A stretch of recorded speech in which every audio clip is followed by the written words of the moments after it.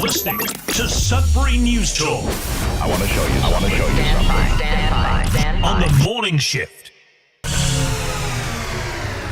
Anything could happen. Sudbury News Talk on the morning shift.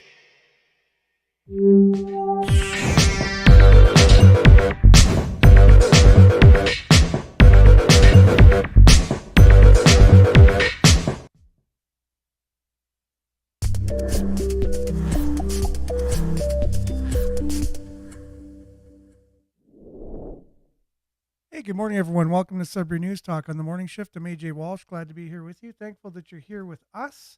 We have a great show planned for you as usual, so stay tuned. It's going to be a great show on this Tuesday, October the 22nd, 2024.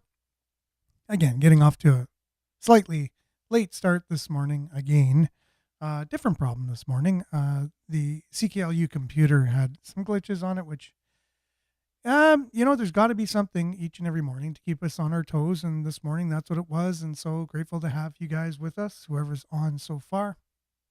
And we're going to have a great show. We're live on CKLU 96.7 each and every weekday morning between 7:30 and 8:30 a.m.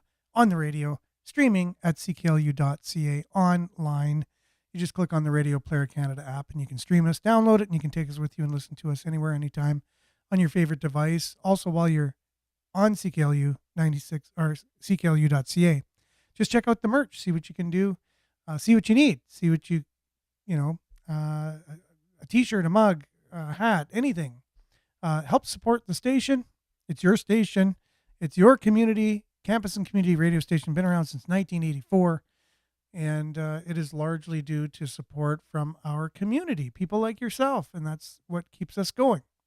So we really appreciate you, appreciate your help. If you believe in community radio, that's how it keeps the lights on and keeps the airwaves open. And so if you also want to participate in other ways, like volunteering for a show, you just email Rob at gm@cklu.ca. Let him know you got an idea for a show. And we'll, if you have a passion or a talent, a skill that you want to share and you think it could be put in the form of a radio show or a podcast, feel free to email Rob and pitch him on the idea. And even if it's not already fleshed out or whatever, he'll help you be able to do that and make it a reality. And so we're here volunteering each weekday morning and happy to do so. We're also live streaming on facebook.com/Sudbury News, youtube.com/Sudbury News. Make sure to like, share, subscribe, and follow the channel and the page, and mainly comment, because we'll do our best to get your comments read for those listening, up on the screen for those watching, whether it's live or you can find the show on demand on those two platforms, along with twitter.com/Sudbury News, now X, and Sudbury.News, our local news aggregator, which aggregates all the local news into one website, which is CTV, CBC, Sudbury Star, Sudbury.com, all in one website. So you don't have to go all over the place to find all your news. It's in one location. And that's done as a free service to those news outlets, along with a free service to our community offered by us. And so here we go. Let's dive right in this morning. We'll start off with a little bit of weather, and we'll be back with news headlines, your comments, and more right after this.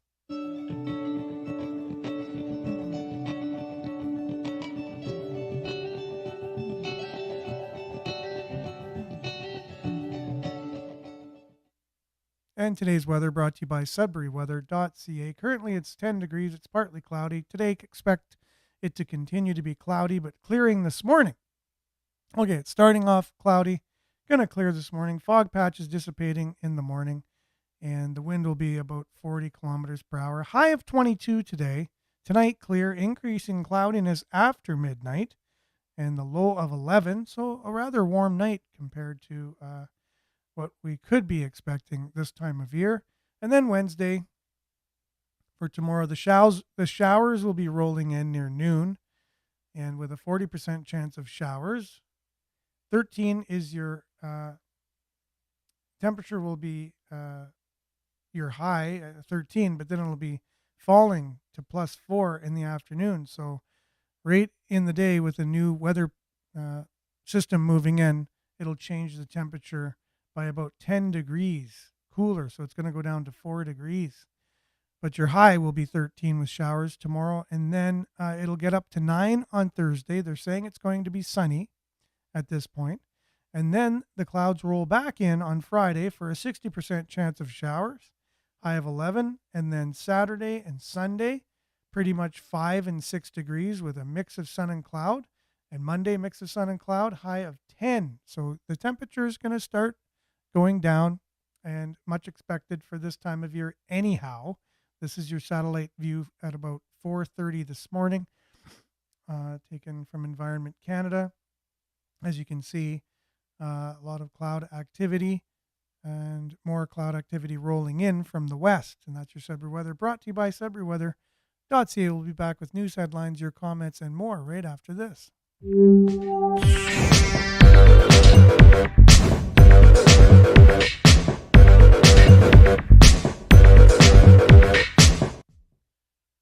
All right, thanks for sticking around, and we'll check in with a few people that are joining us this morning. Nana's first on YouTube. Good morning, Nana. Thanks for joining us. Good morning, everyone. Blessings to all. Good morning to you as well. And on Facebook, it's Judy.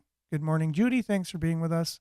Monique, also on Facebook. Good morning, Sudbury. Sunshine and a sunglass smiley face emoji. Much appreciated. And Rick, good morning, everyone. Good morning to you as well, Rick. And Denise, good morning, everyone. Good morning, Denise. David, good morning. Take care. Stay safe. The same to you. And good morning, Belinda, who goes on to say, people do not decide their futures. They decide their habits. And their habits decide their future. Let's all continue to strive for better habits. Wow, that's an amazing quote. I'll say it again just for people who probably are like, hey, I missed part of that. Can you say that again? People do not decide their futures. Their habits do. Right? I just summed it up. People do not decide their futures. They decide their habits. Their habits decide their futures. So let's all continue to strive for better habits. And yes, try to be the best version of yourself. And the way to do that is to instill a routine in your life that is the kind of routine that you yourself agreed with yourself that you need to do. So let's say for myself, I have a goal. Well, what are you going to do to get your goal? Let's say it was to go to school. Well, you got to search for a school to go to. What are you going to take? Okay, you got to find that out. So you got to take so many hours of the day researching, and then you got to put your intentions into actions. And habits, the daily routine that you're in, forms, a lot of people say, oh, that person was lucky. Well, they worked really hard at being lucky. They put themselves in the right position to have opportunities, and that was through their actions, their habits, every day. What do you do when you wake up? What's your routine? Is it a positive one? Does it lend itself well to creating opportunities for you, the kind of opportunities that you want? And the opposite of that is a victim mentality, that nothing you do equates to anything good. Everything you do ends up getting squashed or doesn't go anywhere. But no, you persevere with your daily habits. You just continue on the small things.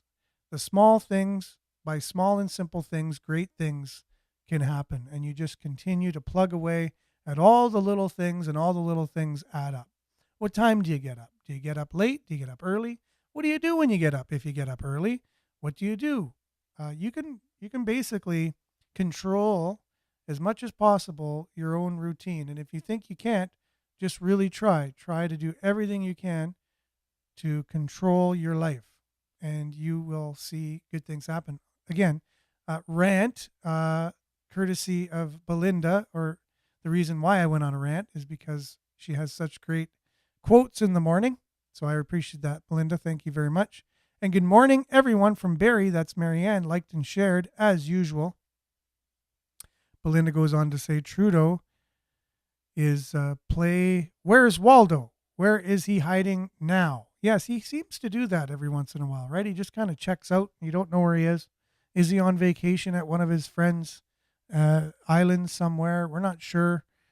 Usually it happens when there's some kind of tough thing going on, which is what we'll talk about today, where his own party is asking for his resignation.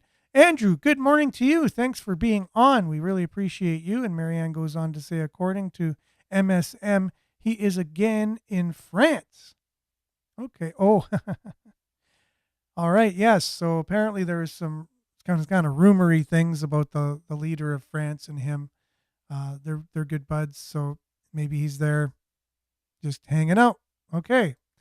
Marianne, he is never in Parliament. That's for sure. Well, by saying never, he's maybe rarely in Parliament. I have seen him in Parliament and in, debates that when I hear him talk, I kind of cringe because, as my daughter would say, it's cringe worthy. A lot of the things that he says. And so maybe it's better that he's not in Parliament. Monique says, Grand Rising. Good morning to you as well, Monique, with a sunshine and a heart emoji exclamation point. Vin, good morning to you. Thanks for being on. Denise, just heads up. Sudbury News. Cool. Okay. Thank you, Denise. Let's see here. Disabled Kane. Okay. I have to read first. Yeah, I have to read first because you never know what you're going to say. So when a nun's headpiece is crooked, she is a bad habit. She has a bad habit. The nuns' headdresses they wear are called habits, right? And that's a dad joke, I guess. Good morning to you. And Marianne, so Dominion machines are used to in our elections. The company that is out of Toronto that makes the voting machines that were synonymous with the last American election, which was there were some questionable things going on there. And anyway, so Dominion voting machines used in elections. Can we say fixed elections? Paper ballots are the legal way of elections in this country. What is the point of voting when it seems everyone is appointed, not elected? Things need to change. And you are not the only one who feels that way. There are many people who feel the way you feel, Marianne, on that. And why not try to have our elections be as least opportunity to be tampered with as possible? You would think the very thing that would make a democracy, which would be the belief in your system that it's not rigged or whatever, it would be the voting, the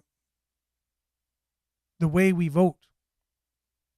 And by not securing it and making sure that it's transparent and yeah, right there, Vin, we're on the same page, transparency.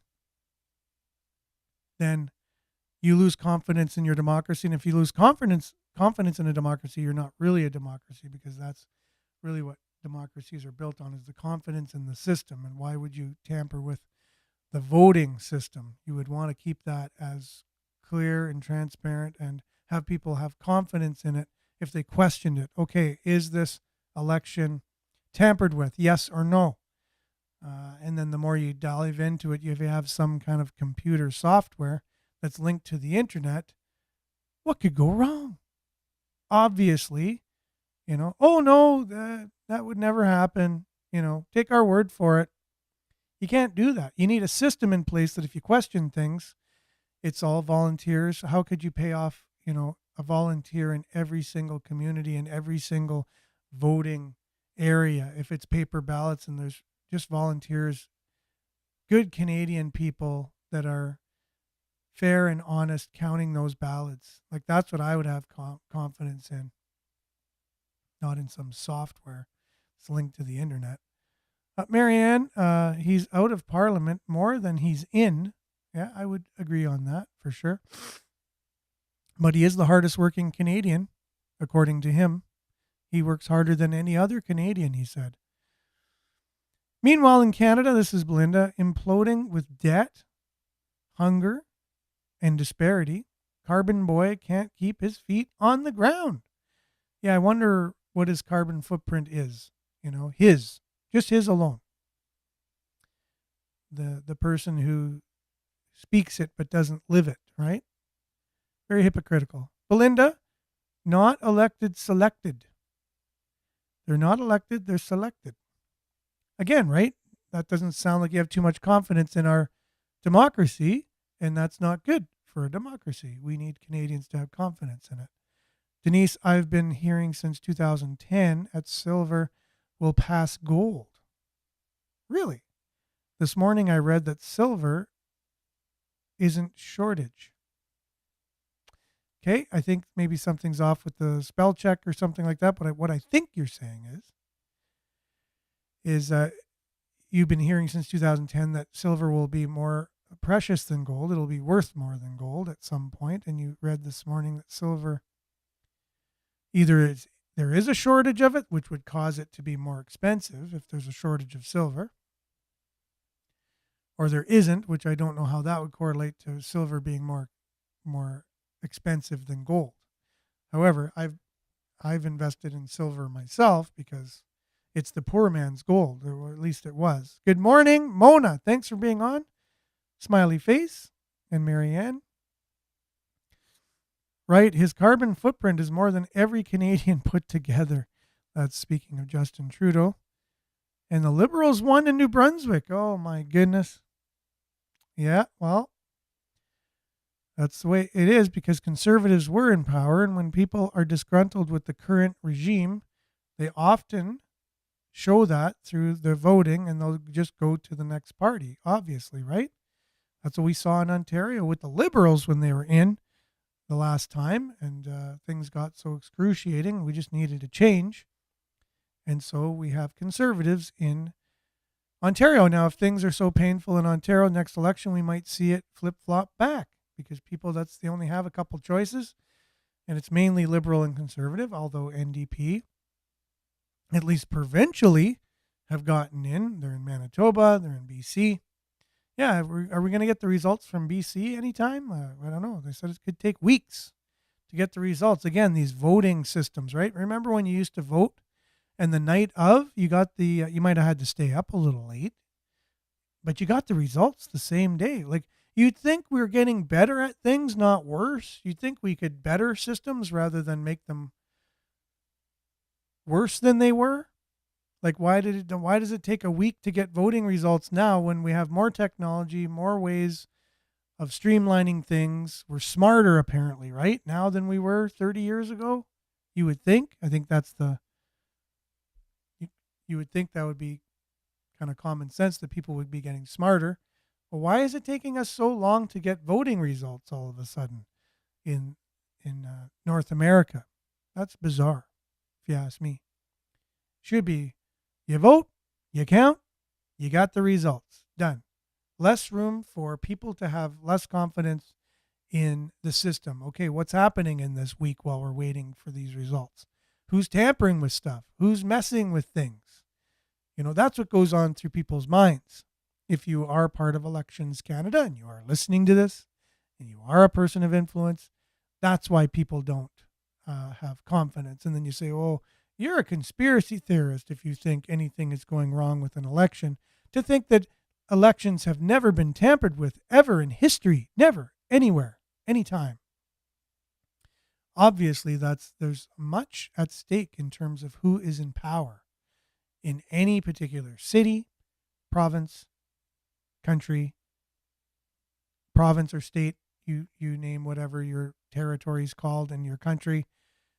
And your country, there's always been people that have intentions to tamper with elections so they can get their person in power. And ultimate power means a lot to a few people in the world. They need that ultimate power, and they'll do anything to get it, including things that you couldn't even conceive of doing yourself.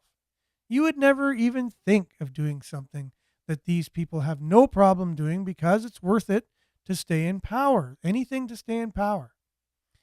And if just simply making the elections, computer software that can easily be tapped into and the results changed, well, they'll go with that, right? As long as you don't push back enough to stop it, then it'll go ahead.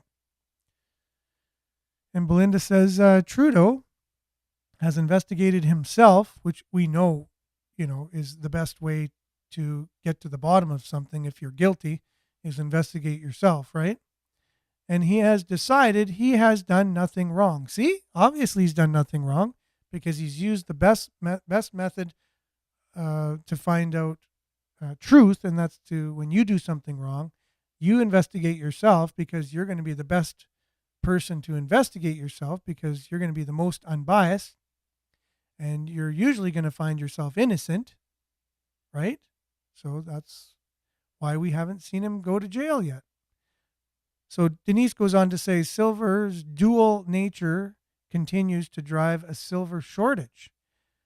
An even more up-to-date report confirmed the silver shortage in 2023. Global silver demand to reach 1.2 billion ounces in 2024. The forecasted global silver demand in 2024 is an impressive 1.2 billion ounces, potentially the second highest level ever recorded. Wow. Well, if you can get your hands on some silver, might be good timing. Rebecca, good morning. So true. Good morning to you. And Marianne, OMG, right? He really is in love with himself and only him. If we're talking about Trudeau here, Monique says, if you think your vote counts, you're still asleep. The voting idea is a great idea. It's great if we can just make sure that it's legit and we follow laws that were put in place. They were people writing things on paper and then having police and lawyers and judges making sure that these laws were upheld that we wrote on paper and people were held accountable. But what happens is when we start seeing people that are above the law and they get away with things that not everyone does, and then just things start to unravel, and then you don't really have a law-abiding country anymore because the laws aren't made for everyone, and everybody sees that.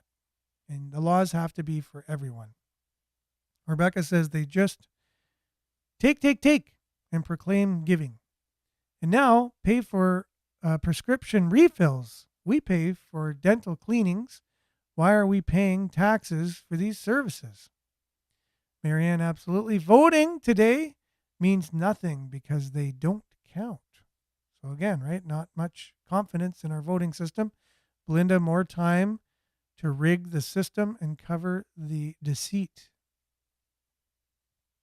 Denise says you go to vote, they tamper with the votes, and that's why it takes long. It's rigged. We were talking about, why does it take a week and a half or whatever to get results these days? Disabled Kane says dead people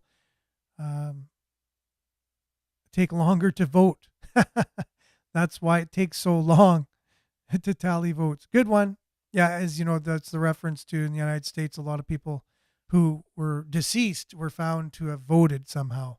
I don't know how that's possible, but anyways, you make your own conclusions out of that. You're absolutely 100% right, Marianne.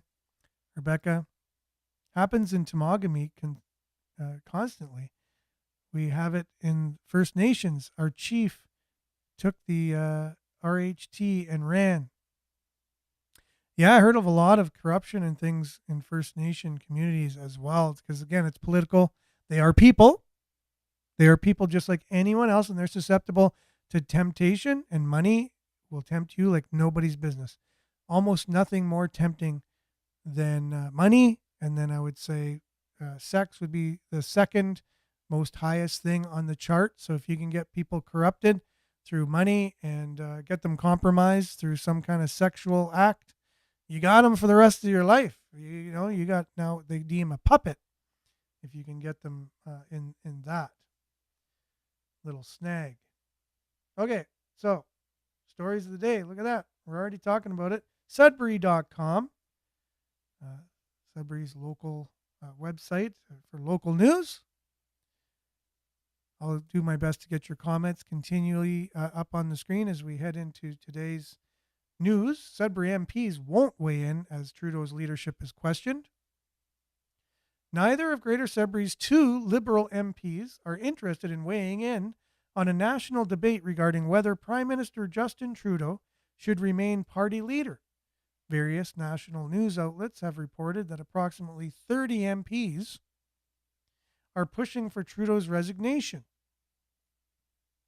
Vivian Lapointe went on to say, I don't need to see a list.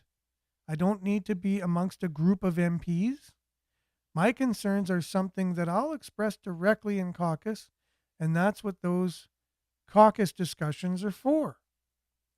There is a lot of respect in these caucus meetings, she added, clarifying, I have never had any indications that the Prime Minister is not willing and ready to hear members' concerns. And I'm going to have to dig a little deeper for Marc Serret's comments here. The people of Sudbury, this is also Vivienne Lapointe, people of Sudbury have certainly told me that there's fatigue. I'd say that's an understatement. There's fatigue. And people told me there's definitely fatigue. And even the Prime Minister himself has acknowledged that there's fatigue with the government.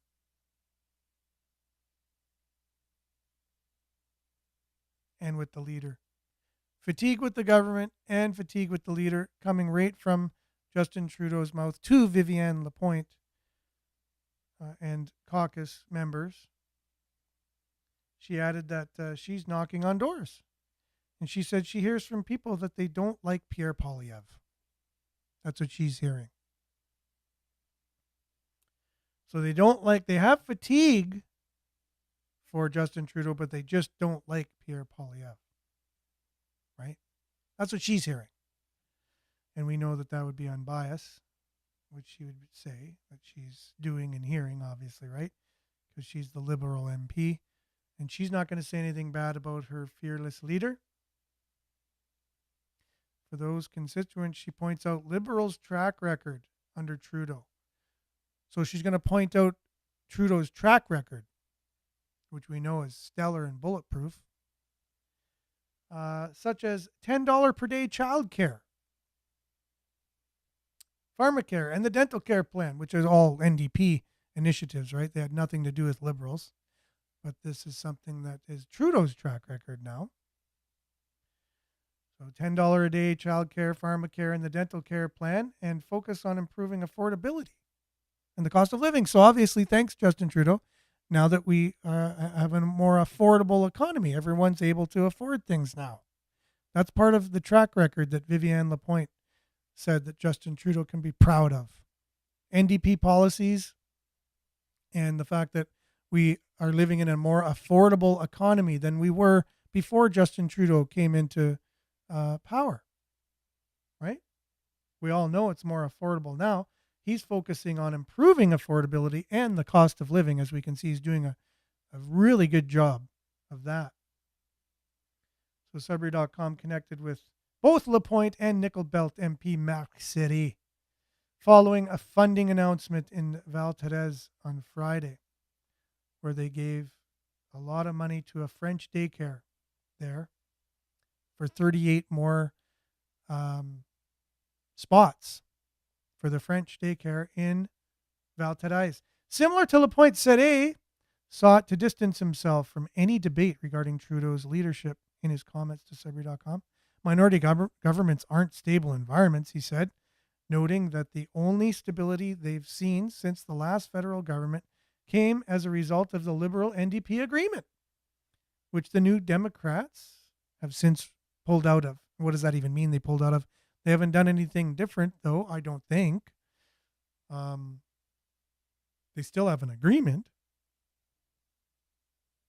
Maybe it's just a handshake now or something behind closed doors, but nothing has changed. Or Marc Serret says they pulled out of it, which in the public they have, so credit to Marc Serret for saying that. But yeah, it is a Liberal NDP government. And that's why we see $10 a day childcare and pharmacare and dental care and we see, going into a more socialist, communist kind of country, which then costs more. So the cost of living goes up, and that's what we're seeing. We're seeing a socialist, communist government, and we're seeing economically those things happening. So he goes on to say, what's happening in Ottawa, this is Marc Serré, what's happening in Ottawa right now is part of a process that happens in a minority government when they question leaders and they're low in the polls, Serré said, adding that he's focusing on local issues rather than a leadership debate, which he affirmed he is not participating in. Serré blamed the Conservative Party for all of his problems.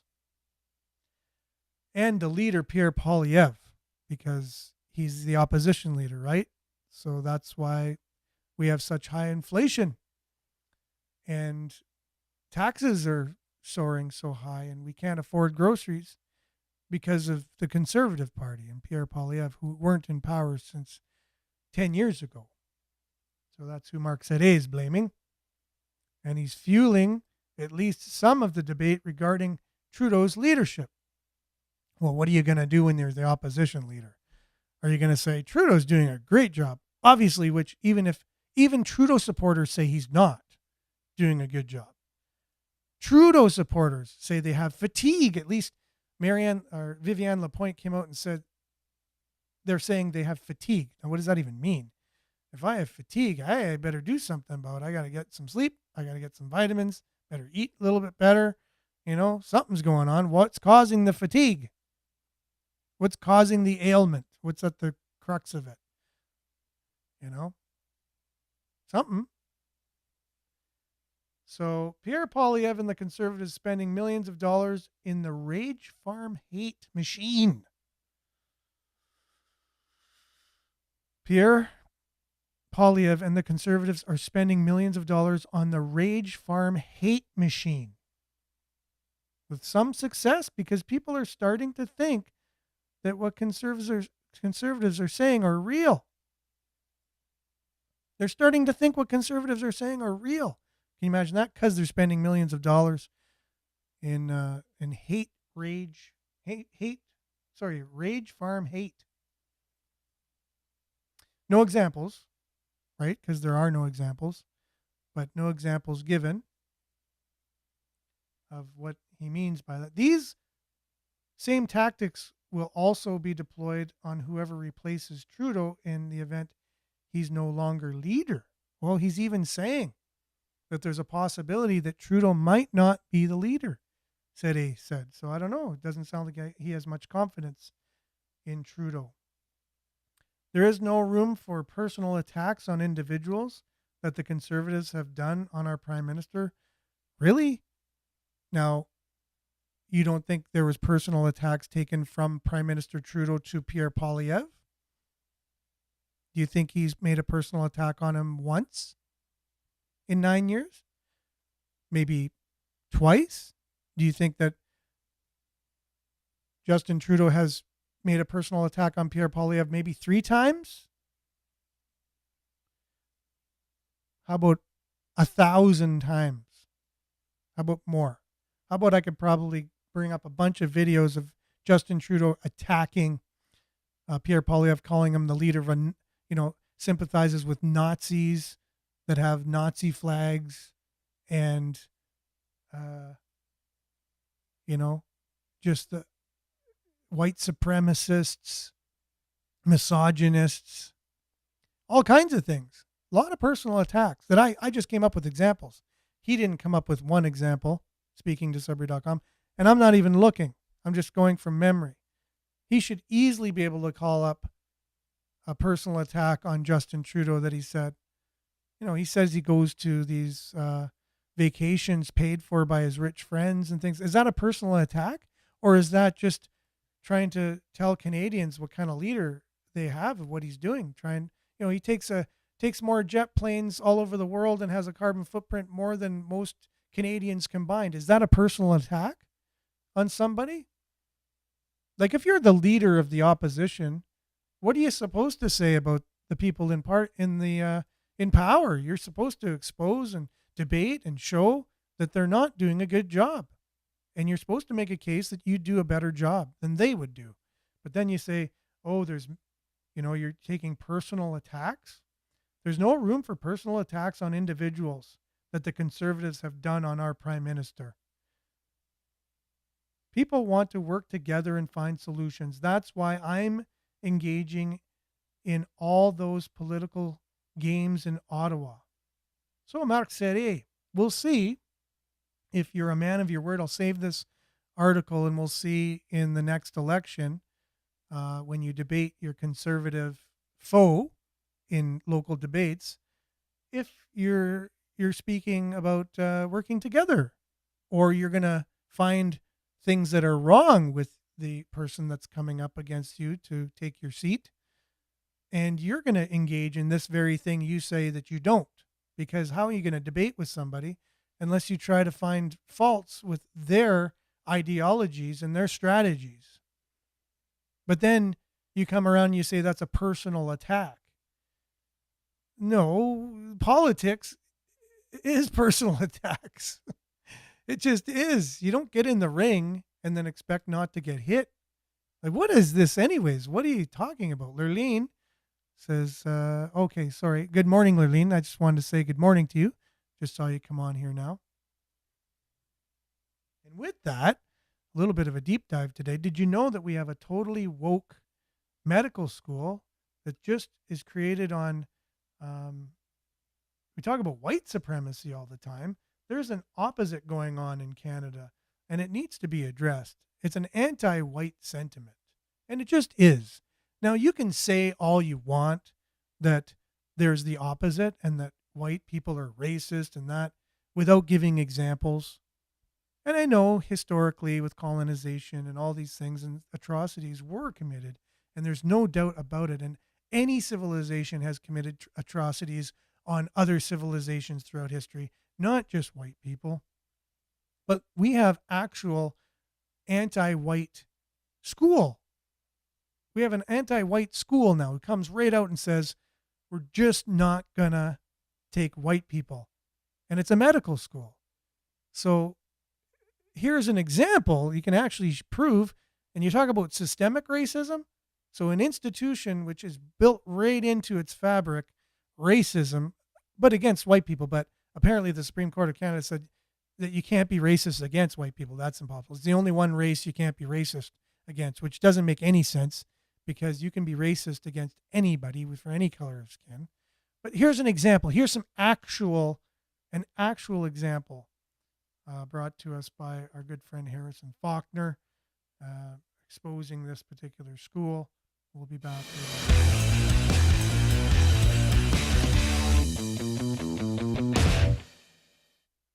Well, the death of meritocracy in Canada and the West is well documented. We are now all very familiar with diversity quotas and DEI policies. And it's safe to say that there is not a single instance in which diversity quotas have produced a positive result. But there are a few industries in which diversity quotas can be outright dangerous to people.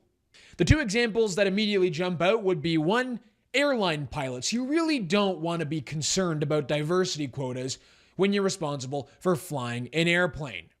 You just want to have decent, competent pilots. The second example, doctors. Do you really care about the skin color of your doctor when you're sick and dying? Or do you just want to make sure that the doctor who is keeping you alive is actually competent and knows how to do the job? Well, the geniuses over at the Toronto Metropolitan University, formerly known as Ryerson University, have officially launched a new medical program, Canada's newest medical program. And to kick things off, the TMU Medical School has decided that 75% of the first round of students to be admitted into the medical program will be specifically from, quote, equity-deserving groups, which basically just means non-white students. Only 25% of applicants will be selected through the general stream of applicants, while 75% of applicants will be selected through a Black, Indigenous, and LGBTQ admissions stream. So basically, only 25% of students will get to go to the school based on merit, and 75% of students will get there through diversity quotas. The best part about all this? Part of the program is being funded by Ontario taxpayer dollars. A racist medical school specifically choosing to select a majority of non-white students, because apparently that is the best way to solve challenges in the medical field. Now, before we get into the show, be sure to drop a like in this video, help us out by subscribing to the True North YouTube channel. And the comment question is this: what are you doing if you find out that your doctor graduated from TMU Medical School? Let me know your answer in the comments section below, and let's get into it. At this point, we all know that basically every single university and an overwhelming majority of large corporations engage in DEI-based hiring practices. Equity over equality. Equality of outcome versus equality of opportunity. But most universities and most large corporations that engage in this practice aren't stupid enough to publicize it for everyone to see. Other than themselves, nobody is accusing the faculty over at TMU of being smart. So of course, they decided to publicize this fact about their new medical school program and expect that everyone would just be totally cool with it. Racial discrimination against white students at a medical school is totally fine. No one would take an issue with that. This may be the world's first DEI medical school because even for some of the most radical, anti-white DEI zealots, this idea was probably too much for even them. But not in Toronto, not at TMU. So this is basically how it's going to work over at the TMU Affirmative Action Medical School.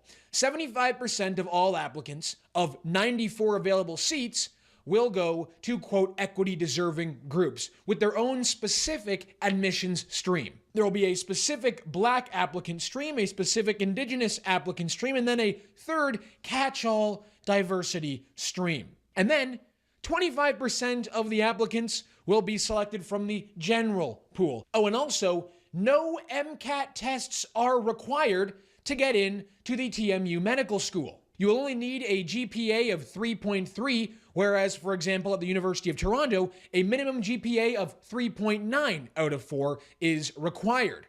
But again, specifically for the diversity students, the minimum 3.3 GPA requirement is actually not required. As the website for the medical school states, in exceptional circumstances, applicants in the 3 admissions pathways, Indigenous, Black, and equity deserving, with a GPA below the minimum requirement of 3.3, may have their application considered for admission by the relevant pathway subcommittee. And going along with the kind of racist idea that standardized testing disadvantages non-white applicants, the MCAT will not be required. And if you were perhaps under the idea that this is just specifically isolated to the applicants, although that's not good at all, it's not. The medical school wants you to know that DEI is, quote, infused throughout all facets of the School of Medicine, including our hiring and recruitment practices for staff, by the way, for teachers as well. So it's not just prospective students who are being racially discriminated against, it's also staff. Right now, there are a few open job positions at the TMU School of Medicine, one of them being the Associate Dean of Equity and Social Accountability. Another position available for the TMU Medical School is, quote, the Thread Lead of Indigenous Health and, quote, Ways of Knowing. This is so insane and so outrageous because nobody at the TMU Medical School decided to try to perhaps hide their intentions here. Because it says here at the top of their careers page, diverse communities need physicians who are not only highly skilled, but who are culturally respectful and ready to make change. To train these doctors of the future, a new approach to medical education is needed, one that is founded on community, equity, and innovation. It's truly insane. But it gets even worse. As if it wasn't possible for it to get any worse, it does get worse. And one of the reasons why the medical school will be in Brampton, according to the medical school's own website, is because, as they say, Toronto Metropolitan University selected Brampton as the location for the School of Medicine because the community is diverse, resilient, innovative, and a microcosm of what communities will look like across Canada in the future. It is shocking.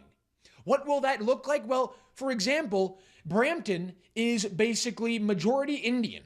Well, Brampton is not exactly what you would call diverse, because the white Canadian population in Brampton has been fleeing the city, while the Indian population of Brampton has been skyrocketing. And according to TMU, that is what communities across the country will look like in the future. Shocking. It is unbelievable. It really is. Check out the video made by TMU about their new medical school, and if you can spot it, tell me who you think was left out of the video.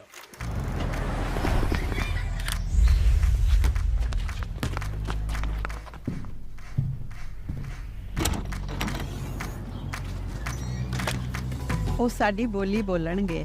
They would speak our language. They would understand our culture. And our faith. They would know my name, not just my symptoms. They'd be there, so we don't always have to go to the ER.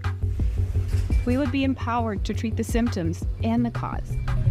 We'd use AI to improve our quality of life and our quality of care.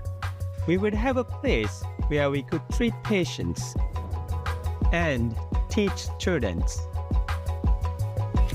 We'd learn a holistic approach to medicine that sees the whole person, not just the patient. We would deliver healthcare to those who need it most. We would help to build a healthier and more equitable society. Patients are asking for change. Doctors are asking for change. Communities are asking for change. Through a bold new approach to medical education, we are creating that change.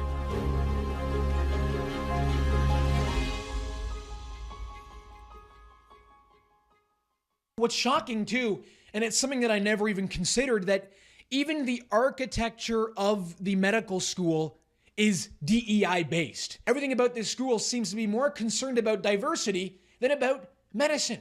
On the campus development website of the school, it says specifically that equity, diversity, and inclusion and reconciliation are being embedded in all design processes and integrated throughout all stages of building program and landscape design development. Even the architecture of the medical school is somehow DEI focused. And really, there's not much that can be done about this situation. The only real thing that can be done about this is for the Ontario government to fully pull its funding for this medical school. After all, are Ontario citizens really okay with having their money go to a medical school that is racist against white students? That is practicing racial discrimination? The Ontario College of Physicians and Surgeons has its own diversity movement.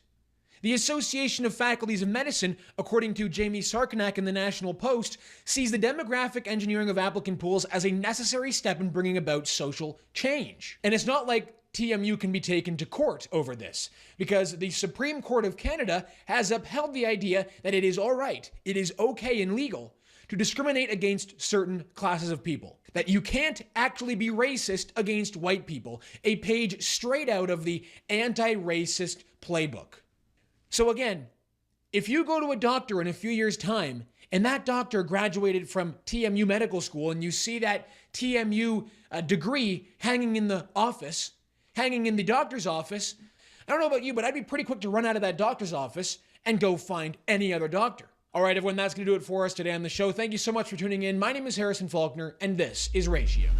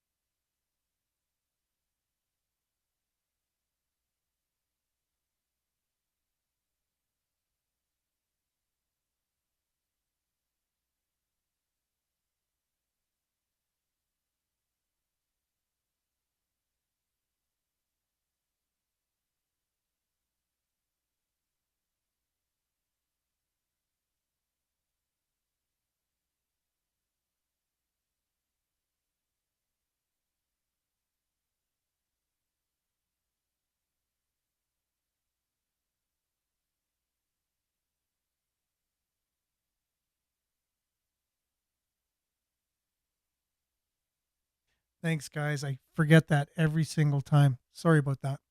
Okay, so yeah. So what we see here is actual racism. We see it, and how people would have a problem with this because it sounds like, we have a problem with diversity, but there's no problem with diversity. I think diversity is great. It just shouldn't be forced, and it shouldn't be racist against another particular group. It should be everybody is the same, everyone's equal, and everybody has the same opportunities in life. You don't leave anyone out. You don't. Why does it always have to be someone has to be left out and someone has to be, suppressed and all this stuff? Why can't it just be one ideology where everyone's equal? Just leave it like that. It already was like that. Everyone's born equal. God got it right in the first place. Everyone was born equal. Nobody has the right to have any extra treatment over anyone else. And so anyways, people are saying, yeah, but it's because one side had more, and now we have to force, other people to have an opportunity. Well, no, give everyone the same opportunity. That's right. Don't leave anyone out. And you're right, for sure. We should be having everybody have the same opportunity. All right. Thanks, everyone, for being with us. Appreciate you being on. Hard getting the words out for some reason at the end of the show here, but I'm grateful that all you guys were on. This is your show on your station, CKLU 96.7 FM. We'll be back same time, same place, on the same platforms, God willing. Make sure to stay aware, like and share, and take care. And we'll see you same time, same place tomorrow. Stay tuned now for your shot daily, everyone, on CKLU. Ciao.